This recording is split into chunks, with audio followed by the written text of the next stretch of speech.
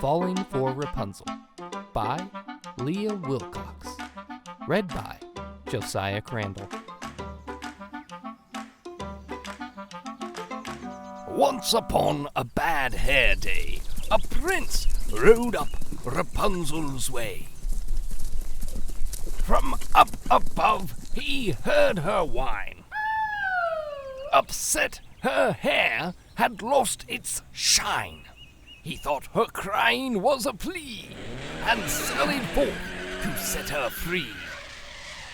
Alas, she was too far away to quite make out what he would say. Rapunzel, Rapunzel, throw down your hair. She thought he said your underwear. What? No, Rapunzel, your curly locks. Rapunzel threw down her dirty socks. Ew. No, please, love, just your silky tresses. She thought he asked for silky dresses. In lace and frills up to his head, the prince's cheeks were blushing red. Rapunzel, do you have a rope? Rapunzel dropped a cantaloupe. It burst in pieces on his head. Oh, a bad catch, Rapunzel said.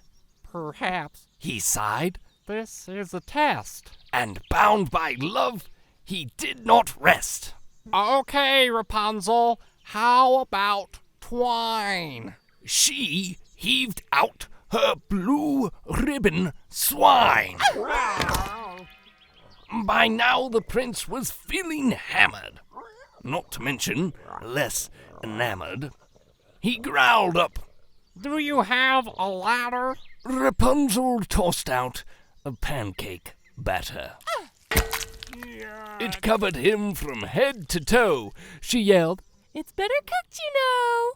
At this the poor prince had a cry, then cupped his hands for one last try. Rapunzel, Rapunzel, let down your braid.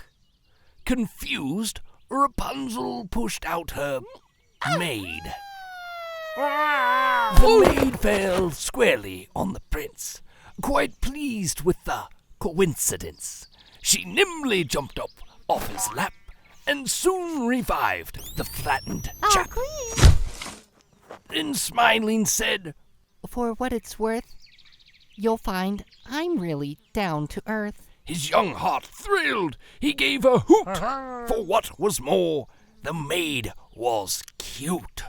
She set the prince upon his steed, then leapt behind with graceful speed. And leaning close so he could hear, she whispered something in his ear. I fell for you when we first met. He nodded. How could I forget? Rapunzel watched them ride from sight. I'm glad I finally heard him right. I hope if they come back for more, they'll think to knock on my back door.